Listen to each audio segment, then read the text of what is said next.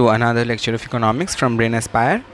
तो पिछले क्लास तक हम लोगों ने, अगर तुम लोग देखोगे तो हमने फाइनल इंटरमीडिएट गुड्स तक देख लिया था। हम लोगों ने देख लिया था कि जीडीपी कैसे कैलकुलेट किए जाते हैं, और ये भी देख लिया था कि क्यों हम फाइनल गुड्स को काउंट करते हैं मगर इंटरमीडिएट गुड्स को काउंट क्यों नहीं करते हैं। यहाँ तक हम लोगों ने देख लिया था। अब हम जो देखना है हम लोगों को वो है कि सेक्टर वाइज कंट्रीब्यूशन क्या है डिफरेंट सेक्टर्स का, और एम्प्लॉयमेंट का क्या सिनेरियो है। तो अगर तुम 1973-74 यही डेटा तुम लोगों के बुक में ही मिलेगा, तो 1973, 74 और 2013 और 14 के बीच में कंपैरिजन करोगे तो यहाँ पे ना तुम लोग देख पाओगे कि अराउंड 40% प्राइमरी सेक्टर कंट्रीब्यूशन था जीडीपी में। ठीक है, ये जीडीपी अकॉर्डिंग हो रहा है, ठीक है, जीडीपी में। वहीं पे सेकेंडरी सेक्टर का अराउंड 10% था और टर्शियरी सेक्टर का अराउंड 50% था। ठीक है, तो सॉरी उल्टा लिखते हैं ना,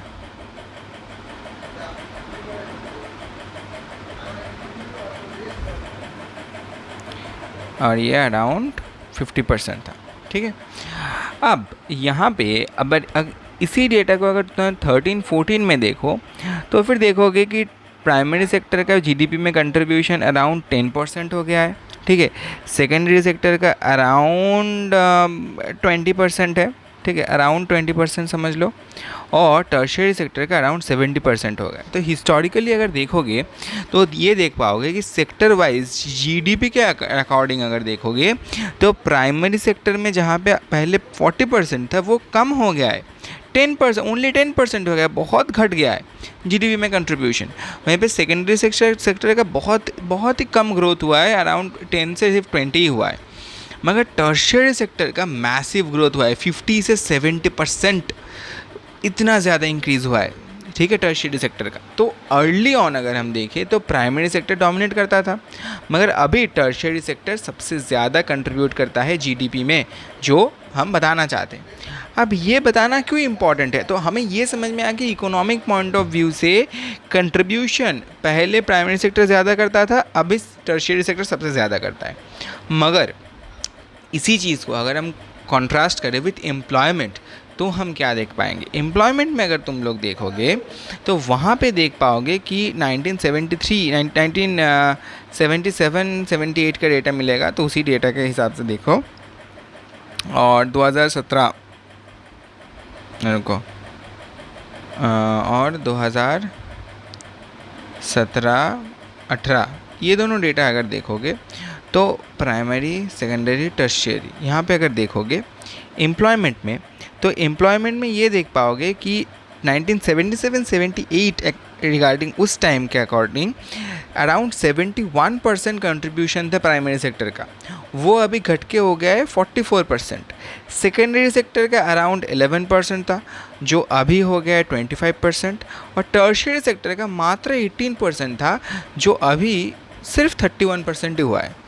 अब यहाँ पे देखो इंटरेस्टिंग चीज़, प्राइमरी सेक्टर का जैसे जीडीपी शेयर कम हुआ है, वहाँ पे मेजर डिक्लाइन हुआ है। एम्प्लॉयमेंट में उतना मेजर डिक्लाइन नहीं हुआ है, कंपैरेटिवली कम डिक्लाइन हुआ है। वहीं पे सेकेंडरी सेक्टर का थोड़ा राइज उधर भी इधर भी ठीक है, मगर टर्शियरी सेक्टर में हमने देखा था वहाँ पे कितना massive jump, around 70% of the GDP is contributed by the tertiary sector. वहीं पे आज अगर हम एम्प्लॉयमेंट के रिगार्डिंग देखें तो वहाँ पे only 31% people are employed in the tertiary sector। तो हमें यहाँ से ये समझ में आता है क्लियरली कि जितना टर्शियरी सेक्टर में ज़्यादा कंट्रीब्यूशन बढ़ा है जीडीपी में, उतना ज़्यादा एम्प्लॉयमेंट टर्शियरी सेक्टर में नहीं बढ़ा है।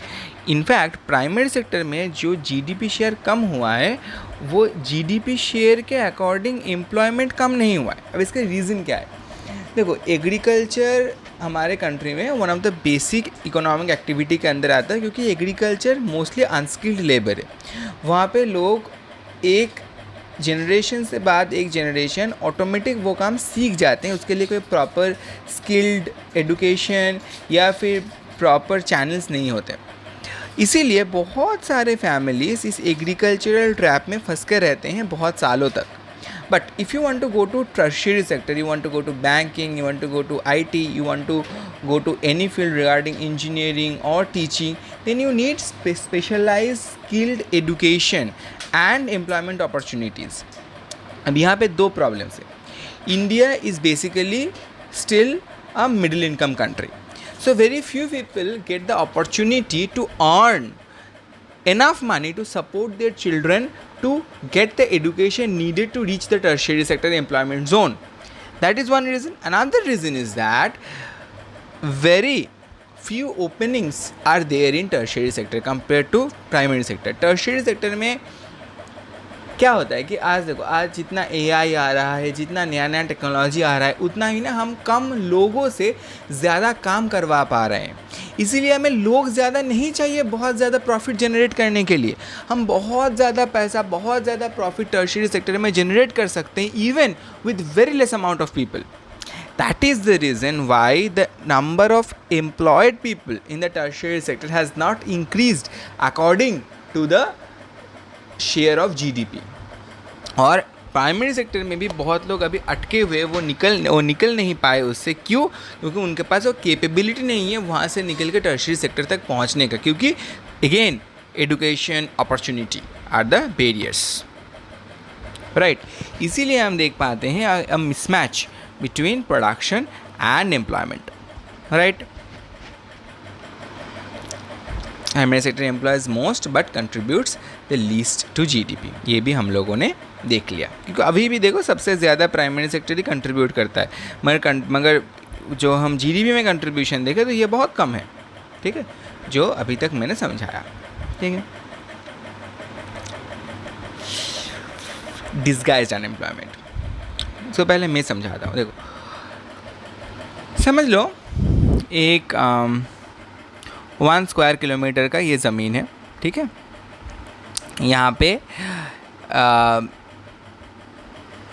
आलू उगाने के लिए, पोटैटो एग्रीकल्चर के लिए यहाँ पे समझो 4 लोग लगते हैं, ठीक है. 4 लोगों से काम हो जाता है. 4 लोग अगर यहाँ पे काम करेंगे इस 1 स्क्वायर किलोमीटर ज़मीन के ऊपर तो अच्छे से आलू उगा पाएंगे.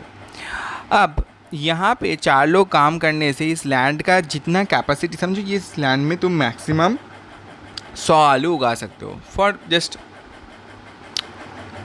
सेक ऑफ अंडरस्टैंडिंग, 100 आलू तुम मैक्सिमम इस ज़मीन पे उगा सकते हो according to the soil condition and everything. अब ये 4 लोग काम करके 100 आलू उगा पाते हैं.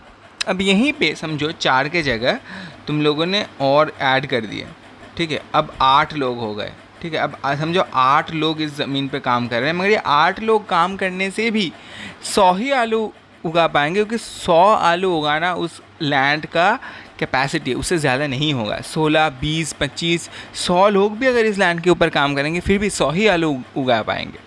अब समझो पहले ये 100 आलू बेच के समझो उनको प्रॉफिट, 100 आलू बेच के समझो उनको प्रॉफिट मिलता है 100 रुपये का, ठीक है. अब 100 रुपये का प्रॉफिट पहले 4 लोगों के बीच में डिवाइड होता था, ठीक है. तो हर किसी को 25 रुपये करके मिलता था. मगर अभी यही 100 रुपये 8 लोगों के बीच में डिवाइड हो रहा है, क्योंकि 8 लोग काम कर रहे हैं, मगर पैसा प्रॉफिट 100 ही है, क्योंकि 100 ही आलू उगा पाओगे, 100 ही आलू बेचोगे तो 100 ही प्रॉफिट होगा. तो ये जो 100 रुपये हैं अब ये 8 लोगों के बीच में डिवाइड हो रहा है, तो पर पर्सन 12.5 मिलेगा पैसा. तो समझो पहले जो एक इंसान को 25 रुपये मिल रहे थे, अभी एक इंसान को 12.5 रुपीज़ मिल रहे हैं. तो पर पर्सन जो इनकम है वो डिक्रीज़ हो रहा है. क्यों? क्योंकि तुम एक ऐसे जगह पर ज़्यादा लोगों को काम करवा रहे हो, जितना ज़रूरी है उससे ज़्यादा लोगों को तुम एक जगह पे काम करवा रहे हो.